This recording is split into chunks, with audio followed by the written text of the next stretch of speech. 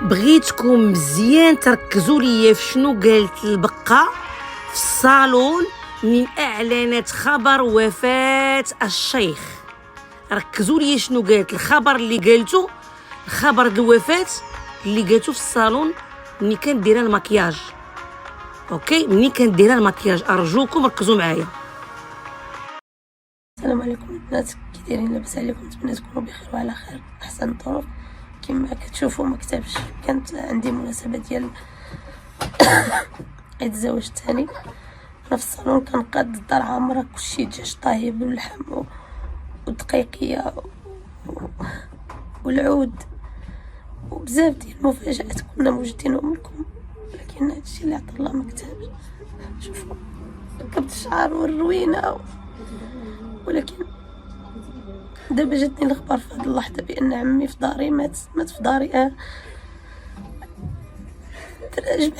جمعت كلشي ولادو، جمعت كلشي، صيفط الطوموبيلات باش يجيبوهم باش نفرحوا كاملين، ولكن كان المكتب عنده راي اخر ومكتب بانه غادي نجمعهم باش يشوفوا باهم، نجمعوا على باهم، ومات في وسط ولادو، مات كلشي. دابا غادي انا درت هذا الفيديو، ما كانش خصني نديرو، ولكن درتو باش نوريكم الوضعيه اللي كانت كيفاش لقيت فيها الخبر. انا دابا غادي نمسح هذا الشيء، ما كتبش هذا الشيء اللي عطا الله، غادي نمسح هادشي ونمشي الله يرحمه ويسح ليه. هادشي اللي غادي نقول لكم، تهلاو في راسكم. ديك الساعه انا ديك اللحظه شنو كيوقع في الصالون؟ يلاه كنسالي المكياج، بقى لي لونتي والرموش. جابوا لي شي لونتي، ما ضروني في عيني، مشاو يجيبوا لي وحدين اخرين. انا ساليت، يلاه ساليت، لبست ماكيت، قديت الشعر، كلشي. وهي كتصوني لي بشرى القدوري، قالت لي لبنى ما تجيش دابا تعطلي، راه ما عرفناش واش شيخك مات ولا لا، راه ما متاكدينش. حاولي كيفاش شيخي مات؟ شيخك ما يمكن مات، ولكن تنرجعوا نرد عليك، عندك تجيب داك الحاله كتجري هكاك ولا؟ حاولي عطيني الخبر نيشان. كتصوني لي يسرى كتقول لي لبنى باقي بسيدي مات، باقي ما عرفناش، باقي لا مات. حاولي عطوني الخبر شنو واقع، ياك ما برانك، انا صحاب لي مقلب، ياك ما برانك شنو واقع. قالوا لي دابا نردوا عليك. صافي نط انا ديك الساعه ملي قالوا لي غادي نردوا عليك، نط انا شعلت الكاميرا، درت لكم داك المقطع اللي كنت بالمكياج باش قلت لكم راه جاتني الخبر دابا بان شيخي مات، ما عرفت شنو واش نيشان وشنو واقع، ما كنتش متاكده. كيقولوا لي صبري، ما ديري حتى حاجه، صبري. السلام عليكم ورحمة الله تعالى وبركاته، إخواني أخواتي الكريمات أو الكرام. كنتمنى يلقاكم هذا الفيديو بخير وعلى خير. هذا الفيديو عاوتاني فيه مقاطع مثيرة للغاية، اللي كتبين الكذوب ديال البقيقو. تخيلوا معايا كما شفتوا في المقطع الاولاني، الوقت اللي خبرات البقيقو بخبر وفاة الحما او الشيخ. اوكي، شنو قالت بان اعلنوا خبر الموت ديال الشيخ ديال عمي، مات عمي. دابا تلقيت واحد الخبر، واحد اتصال بوفاة العم ديالي ملي كانت دايره المكياج. واخا من بعد ملي طلعت لنا السطح، مشات وقادت الامور وخدات الخبيرات وكذا، طلعت للسطح وقالت لنا ملي عيطوا لي في التليفون كانوا متاكدينش. عيطات لي القدوري وعيطوا لي مره اخرى وقالوا لي بلاتي ما ديري حتى حاجه. قالت شنو ندير؟ ندير فيديو. قالت هي فمها ندير فيديو. كيفاش تي غادي ديري فيديو غتعلني فيه، غتصوري وغتعلني فيه خبر وفاه وانت باقي ما متاكداش انه مات؟ فوقاش اكدتي انا مات؟ حتى غسلتي وجهك وخرجتي من الصالون وقلتي دابا راه حيدت المكياج وحيدت كلشي وكذا كذا كذا. الناس كيقولوا لك لداخل قبل ما تحيدي المكياج بلاتي تتاكدي. انت كتقوليها ما تحيديش المكياج تتاكدي. لا صافي ما بقاش كيهمني، انا صافي ما عندي ما ندير هادشي، واخا يكون ماشي صحيح انا صافي ساليت. وانت ماشي صحيح، وبالمكياج جاك وخرجتي كتقولي خبر الوفاه في الفيديو وانت باقي السيد ما ماتش، باقي متاكداش انه مات. ويلي ويلي ويلي ويلي ويلي على فضيحه هادي. اش هادشي؟ اش هادشي؟ وما تنساوش الاغنيه اللي دارت على هدى، على هدى ديال الكنازه، راه حتى هادي كانت ديت الموسيقى في الاول، الموسيقى باش تبين انك كدير كيغاتين والماكياج وكذا، دارت الموسيقى، دارت المونتاج الموسيقى، قادت مزيان ودارت الفيلم ودارت الحدوته وحطاتها، والحدوته لم تكتمل الا في نهايه الفيديو حتى حيدت الماكياج. ولكن هي بالماكياج ديالها قالت اعلن خبر وفاه عمي، في حين في السطح شنو قالت؟ قالوا لي باقي ما متاكدينش، ما ديري حتى حاجه. ناط هي دارت الفيديو وقالت بانه مات. تخيلوا، شوفوا الوقاحه، تخيلوا الوقاحه ديال واحد السيده اللي الناس راه كيديروا له الرقيه وكيقراو عليه القران وخايفين ومرونين مع السيد، وهي كتفكر في الفيديو والماكياج وشوفوا شعري وشوفوا كذا وشوفوا فاش كنا وكذا، وهي قالت كتسابق السباقات. تخيلوا معايا، اكثر من هذه الوقاحه، اكثر من هذه الوقاحه عمري ما شفت انا في حياتي. من غير انا نحط لكم واحد المقاطع اللي كتبين كيفاش مات. فمو هادي تحل عينيه ما عرفتش شي، حيدنا له السنان يعني فهمتي. تخيلي هي ما كانتش معاه ملي كان كيموت، ولكن هي غتعطينا الصوره زعما، وغادي تقول لنا بان هي حياتهم ما بقاتش. كاين الناس اللي غتستغرب من هاد الفيديوهات، نوع الفيديوهات، ولكن حنا ما بقيناش قادين اننا نفصلوا ما بين حياتنا واليوتيوب وكذا، وضروري ما بقاتش كما قالت لنا هذه واحد 3 ايام ولا هاد اليومين. نخليكم مع هاد المقاطع. دابا جاتني الخبر في هاد اللحظه بان عمي في داري مات في داري. صافي انا طفيت الكاميرا، درت داك المقطع، طفيت، قلت لا اجي حيدي لي هادشي شنو واقع. قلت لا عندي الموت في الدار، الفرح ولا جنازه، انا جمعتهم على الفرح ما جمعتهمش على الجنازه، انا ما جمعتهمش باش يشوفوا باهم ميت، ولكن هادشي اللي كتب. صافي مسحت لي، كتقول لي غير اتاكدي، كنقول لها واخا يكون ما ماتش تحيلي. صافي ما بقيتش باغيه نحتفل، صافي ما بقيتش عندي، واخا يكون برانك ما بقيتش باغيه نحتفل. دابا جاتني الخبر في هاد اللحظه بان عمي في داري مات في داري. مسحت لي داكشي دغيا، حيت داكشي كله ولبست الفولار. هي فين تصوناولي، قلت لهم شنو؟ قالوا لي صافي مات، راه داوه للدار. البنات مسحت كلشي، كان عندنا فرح ولا عندنا حزن ولا عندنا جنازه ولا عندنا جنازه، هادشي اللي كتب علينا. كنستنى الطوموبيل باش تجي تديني من الصالون للدار، تعطلت عليا بحال ما قادراش نصبر، ما فاهمه والو. شوفوا شنايفي كيفاش زرقوا وشداني السخفه. هادشي اللي كتب، انا لله وانا اليه راجعون. غنحط لكم هاد الفيديو باش تشوفوا كيفاش كنا فرحانين وكيفاش رجعنا حزنانين، كيفاش فيديو واحد جمع ما بين الفرحه وما بين الحزن، تقلب كل شيء. هادشي اللي كتب. هاد الرقيه جلسوا بدا كيديروا الرقيه رقيه رقيه رقيه رقيه، صافي هو يسالي الرقيه، صافي هو يجي داك كيدير هكا علاو راسو هكا، هو بدا وما يقولوا له، قال لهم صافي راه كيموت، راه السيد كيموت. كيفاش كيموت؟ راه صافي السيد كيموت.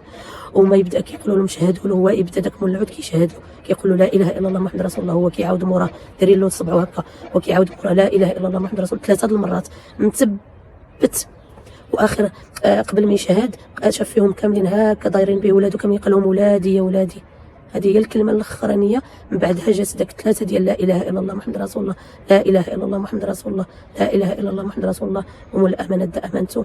ومشى حال عيني كيشوف ديك الساعه صافي عرفوه مات، وحيدوا له السنان باش ما راكم عارفين باش ما كيبش الفم ديالو، وكيسدوا له عينيه، ما بغاوش يتسدوا يعني بقاو محلولين عينيه. ديك الساعه انا ديك اللحظه شنو كيوقع في الصالون؟ يلاه كنسالي الماكياج، بقى لي لونتي والرموش. جابوا لي شي لونتي ما ضروني في عيني، مشاو يجيبوا لي وحدين اخرين. انا ساليت، يلاه ساليت، لبست ماكيت، قديت الشعر كلشي. وهي كتصوني لي بشرى القدوري، قالت لي لبنى ما تجيش دابا تعطلي، راه ما عرفناش واش شيخك مات ولا لا، راه ما متاكدينش. هاويلي كيفاش شيخي مات؟ شي خاك ما يمكن مات ولكن تنرجع نرد عليك، عندك تجيب داك الحاله كتجري هكاك ولا حاولي عطيني الخبر نيشان. كتصوني ليا يسرا كتقول لها لبنى وقيلا با سيدي مات باقي ما عرفناش وقيلا مات. تبوه داوها للدار د عبد الوهاب صافي. ديك الساعه انا درت لكم داك المقطع اللي كنت دايره فيه الفولار وحيدت المكياج وبت لكم داك الفيديو باش تعرفوا كيفاش حنا كنا كنستعدوا للفرح، لان داك الفيديو كنت فوقاش ما كنصور مقطع كنصور كنمونطي باش كيسهل عليا. كان تحت في مره كان عندي الفيديو جاهز زدت له غير داك جوج د المقاطع وحطيته باش تعرفوا الحقيقه كيفاش وقع. نزلت من الطوموبيل وقع كيهضر معايا عادي، لبنى كي دايره لاباس عليك زينب واش برات واش بريتي انت شنو درتو في الحفله، يعني كيسولني عادي. قلت له السي محمد راه غادي نقول لك واحد الخبر ولكن بغيتك تصبر. كيقول لي شنو واقع، هو صحاب له زينب وقعت لها شي حاجه ولا خليه هضري شنو واقع. وانا نقول له باك الله يرحمه مات البارح.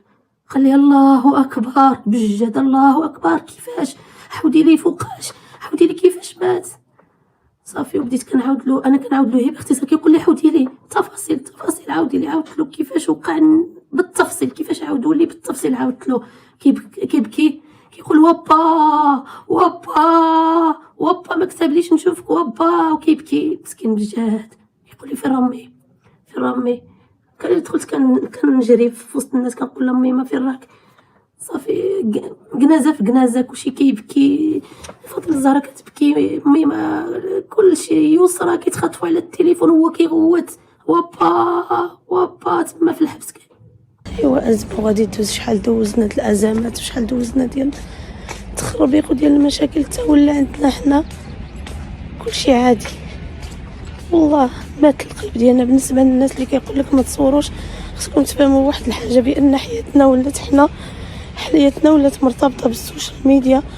يعني حنا ولات حياتنا السوشيال ميديا ما نقدروش نفصلوها. وصلنا لواحد المرحله الناس العاديين اللي كيتفرجوا كيقول لك هذاك ما احنا هكا دايرين، ما نقدروش نفصلوا هذا الشيء مستحيل.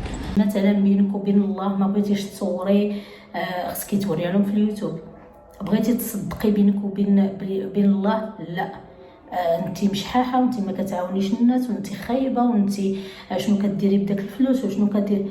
بغيتي تشري دار وما بغيتيش تعطي التفاصيل انت خايبه لا، من المفروض شريتي دار خصك تخرجي وتقولي لنا بشحال شريتيها وتقولي الاسم ديال الشخص اللي شريتيها منه وتقولي العنوان الكامل فين كاينه داك الدار وتقول لنا بشحال شريتيها وتقول لنا فين فيرسيتي الفلوس من بنكه باش يبقاو المرضى النفسيين على خاطرهم.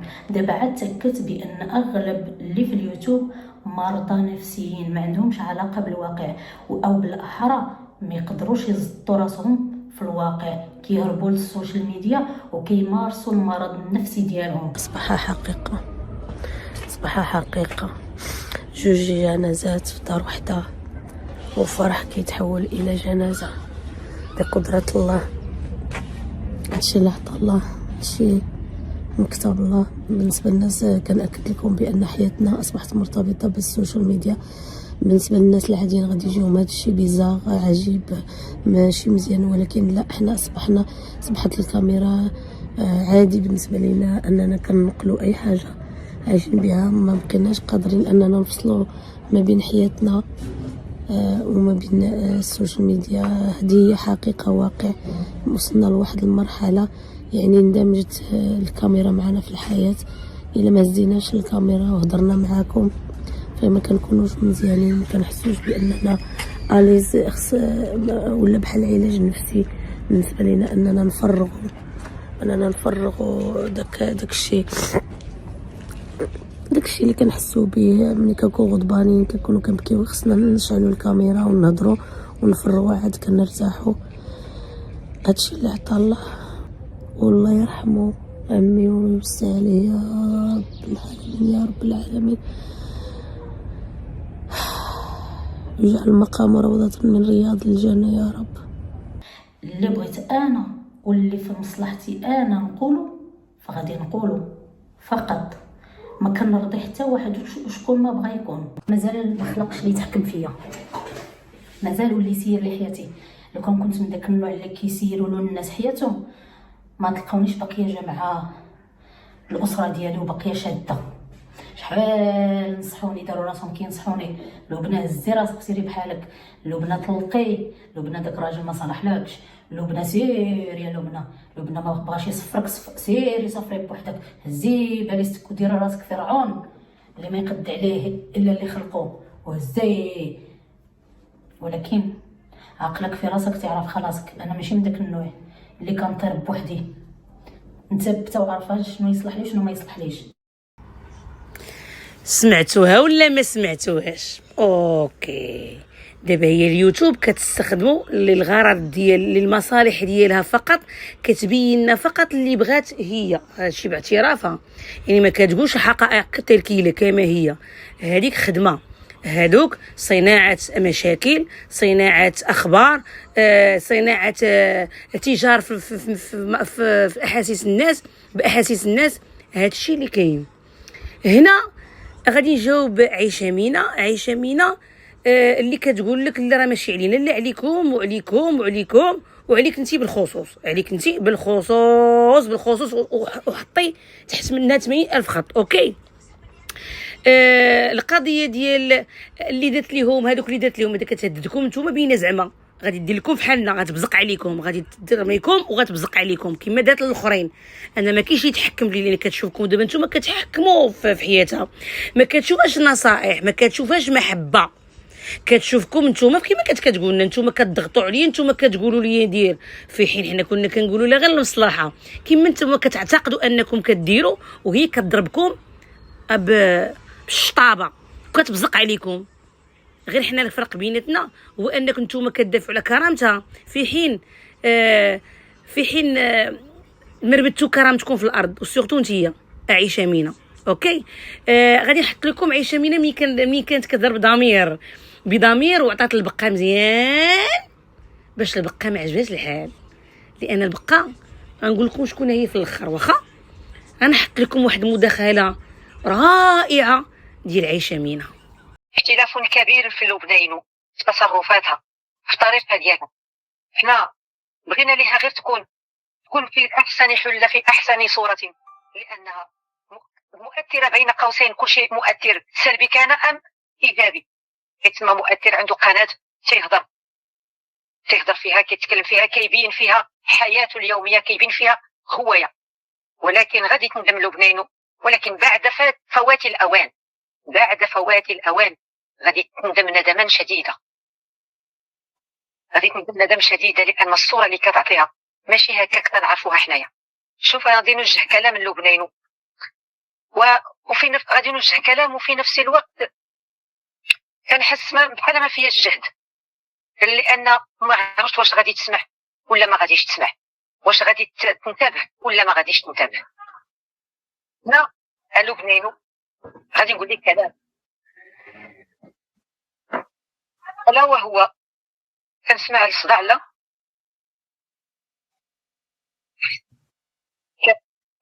كتسمعوني انا؟ لبنان انت خريجة جامعة، يعني وخريجة الحقوق. هل يعقل واحدة خريجة جامعة تنزل الحضيض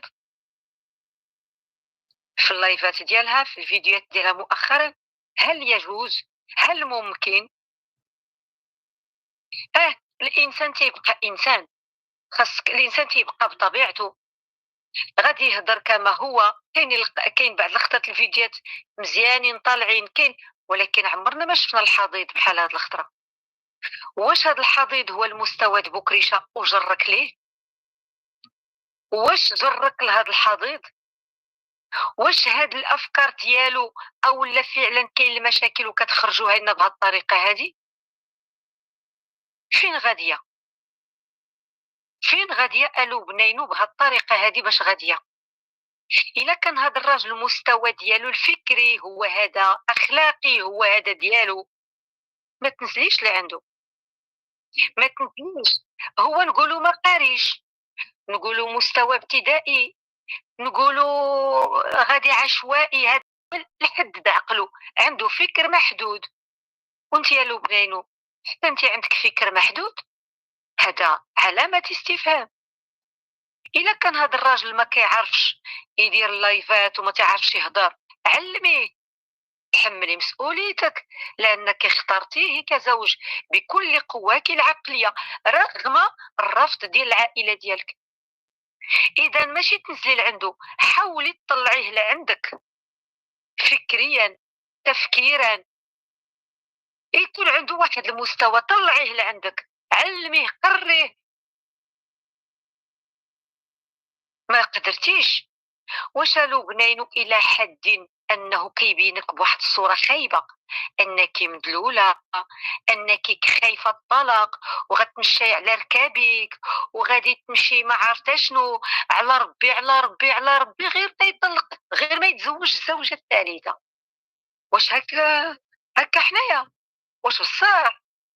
اويلي لبنان، وفيقي تما فيقي. علاش ما ديري؟ واخا هذا الراجل المستوى ديالو ما بغاش يطلع لعندك، يطلع لفوق، ما بغاش يتحسن، ايوا استقلي معاه، استقلي منه يوتوبيا. انت عندك قناه وهو عنده قناه، استقلي، ديري محتوى ديالك انتيا خاص بك، يكون مستوى زوين على الاقل، يكون وسط، ما طلبناش حتى يكون ممتاز، يكون غير وسط. استقلي منه، عنده قناته يبان فيها كما هو، وانت استقلي منه يوتوبيا. ديروا العلاقة الزوجية، الحياة اليومية بوحدها، والقنوات هما بوحدهم. أنا ما فهمتش، كل مرة كيدلك، كل مرة كيهينك كزوجة تمرة، انت اللي لاصقاه، انت هو ما باغيك، هو بإشارة منه غادي يلوحك. الصورة اللي كتعطيو، هاد الصورة اللي كتعطيو للناس واللي كتعطيو لينا، هاد الصورة هذه هي الصورة باش كيبينك، ها الصورة باش كيبينك، كيبينك بانك انت خايفه من الطلاق، انك انت غتمشي على ركابيك وتلاحي من الشرجم وتخرجي تدخلي ليه من الباب، يجرد عليك من الباب وتلاحي ليه من الشرجم، وانت غادي تقبلي جميع العناوين ديال الذل فقط غير باش تبقاي كتسمي زوجه. علاش ما تفرضي على هذا الراجل اللي يحترمك؟ علاش ما تفرضي على هذا الراجل اللي يحترم الراي ديالك؟ وعلاش ما تفرضي على هذا الراجل انك تناقشي معه وياخذ بعين الاعتبار العقل ديالك والافكار ديالك؟ واش كاينه شي امراه لبنان في هذا الزمان وقبل ما كتخرج تقضي الاغراض بدون زوج؟ كاينه شي وحده كتقول لي سامعا وطاعه حطني في السجن نقبل ليه؟ علاش؟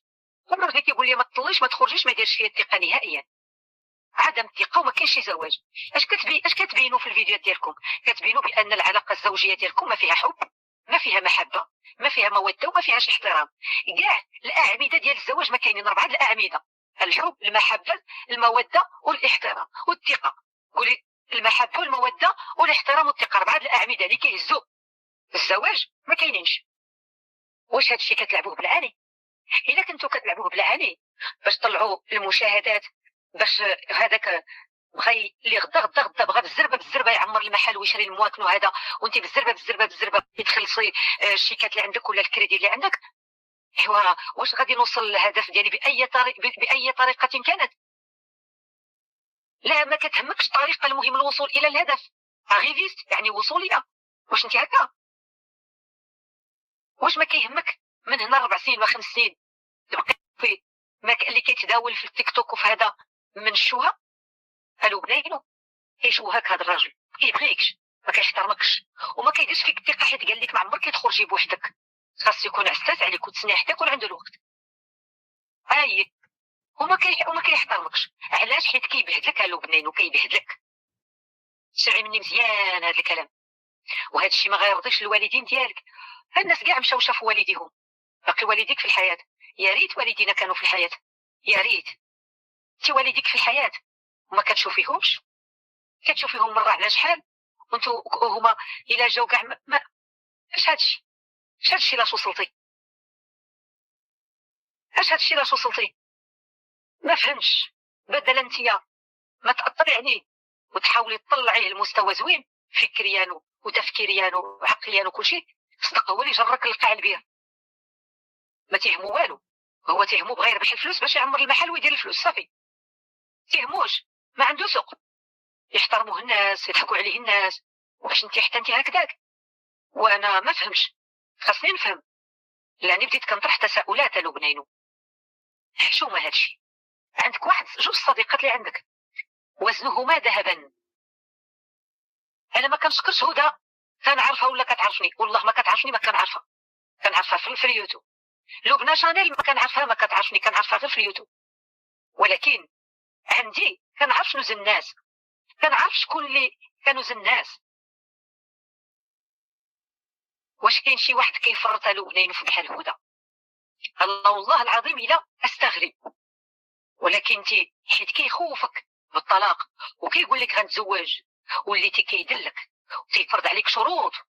راه ما يمكنش يفرض عليك شروط ولو يكون الزوج ديالك. ما حد انت يا كتقي الله، وما حد انت يا شاده طريق الله، ما يا شاده طريق الله.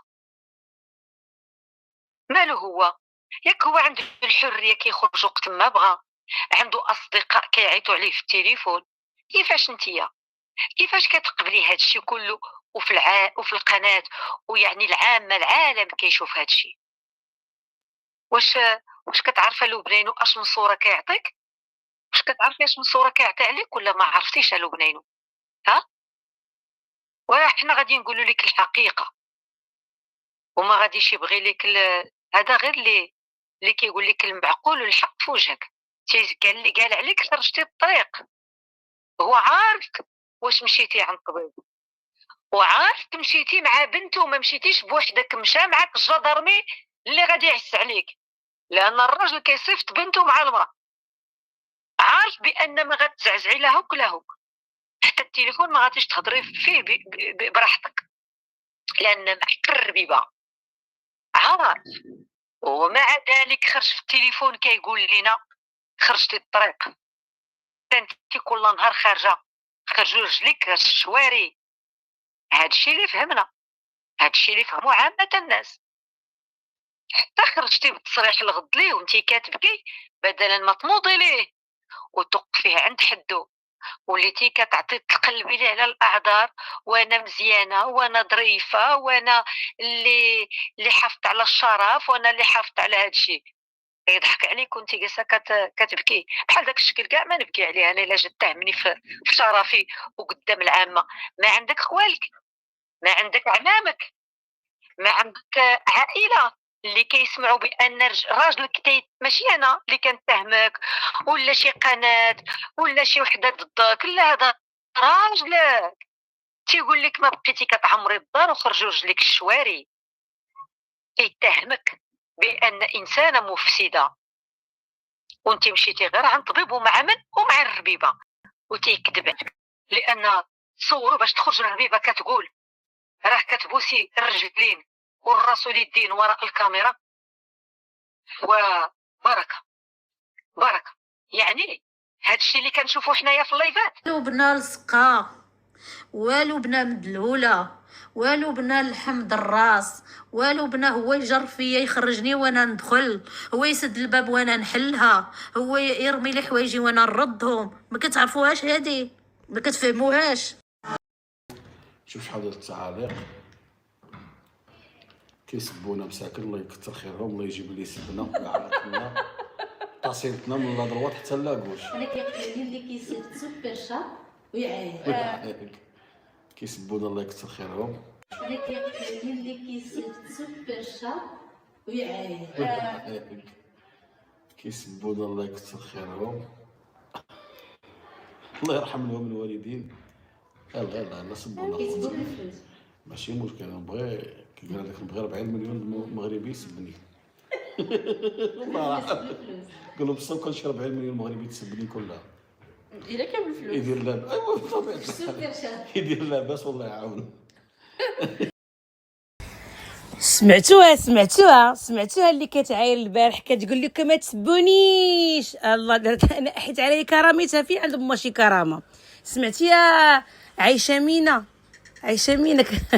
كترجي فيها الخير. هذه هي ما عمرك ترجي فيها الخير، حيت فعلا مدلوله برو ماكس وهي باغا تكون هكاك، هي مختارها هذاك البروفيل، هذاك هو البروفيل اللي كتلعب عليه في اليوتيوب. فهمتي ولا باقي ما فهمتيش؟ خدامه بالمصالح ديالها.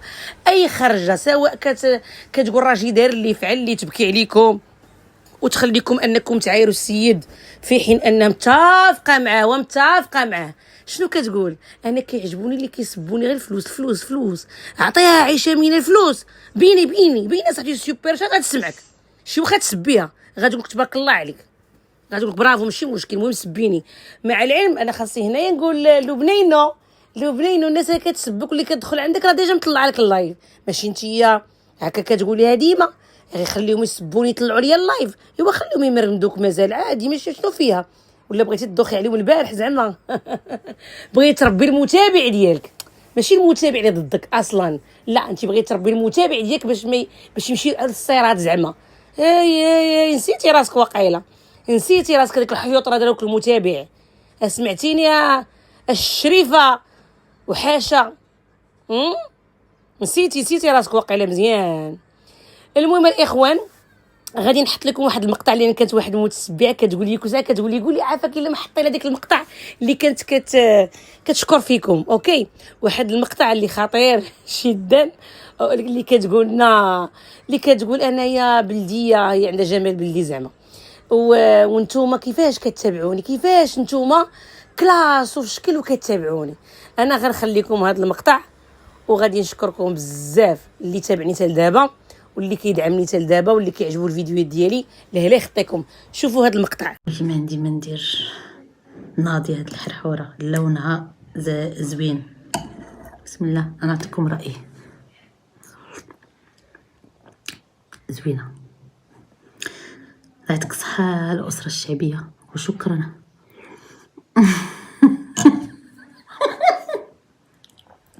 وفاء مدريد غتسخفيني انت كتصيفطي لي شي ميساج هنا راه ماشي انا هنا راه مسكين لي صيفطت لها ميساج ديال ما تبقاش تشربي بهذيك الطريقه الحريره، راه شوها حطي زلافتك وهضري مع الناس في اللايف وحق الله العظيم. هنايا خليو الحريره لان انا دارت فيها ديال بصح الدوره ديال بصح معانا ما نقدروش ناكلوا قدامه.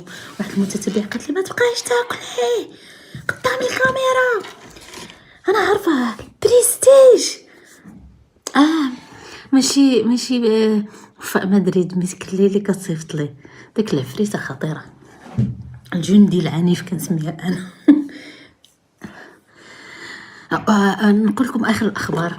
ياك انا شت البارح ملي هضرت لكم وراني مسكلي لاويلي وحدي سمحي لي. ياك البارح ملي هضرت لكم على وفاء مدريد ياك قلت للبنات صيفطوا لي تصاوركم نشوفكم حتى نتوما، ياك صيفطت لي مسك الليل ويلي حي. كنقول لهم كي كديروا تفرجوا فيا عرفتوا الجمال وداك الشيء العصري وداك الشيء الابهه لا كلاس دو لا كلاس كتسمعوا داك لا كلاس دوك لا كلاس. كنقول لهم عافاكم البنات. حتى وفاء لبنى شانيل حتى هي صيفطت لي تصورتها شفتها خلاص عويشتي كنعرفها طبعا. قلت لهم دخلنا عليكم بالله كيفاش كتفرجوا فيا انا. عندي واحد الجمال بلدي يعني واخا نبغي نعصر راسي وندير داكشي عصري ما كيجيش معايا، كيجي معايا داكشي التقليدي البلدي. قلت لهم كي كديروا تفرجوا فيا؟ قالوا لي زعما عادي وهادي. انا كيتفرجوا فيا داك النوع د العيالات اللي اسيدي راه ساداتي بكم. وفعلا العجب حنا في الاخر تعجبنا في راسنا كيفاش ضحكتي علينا نتيا بالدموع والروينه وقلنا حقا مسكينه ساعه. لا حول ولا قوه الا بالله. لان حنا ما كناش كنشوفوا الرؤيه ديال التعالي ولا علاش عادي مرا بحالنا زعما كنقولوا بحالنا ولكن حاشا ولا يتمثل. هذه هي الاخرانيه. المهم اخواني اخواتي كنتمنى هذا الفيديو يعجبكم. كنتمنى تخليوا لي التعاليق ديالكم تشاركوا معايا الراي ديالكم في هذه المقاطع. شكرا للدعم ديالكم، شكرا الناس اللي كدير جامات وما كتنسانيش. كاين الناس اللي ما كينساوش الجامات عليه خطيكم عليا، ولكن كاين بزاف اللي كينساو الجام. كنتمنى انكم تحطوا جام عباد الله، حطوا جام. هادشي اللي بغيت نقول لكم والى اللقاء.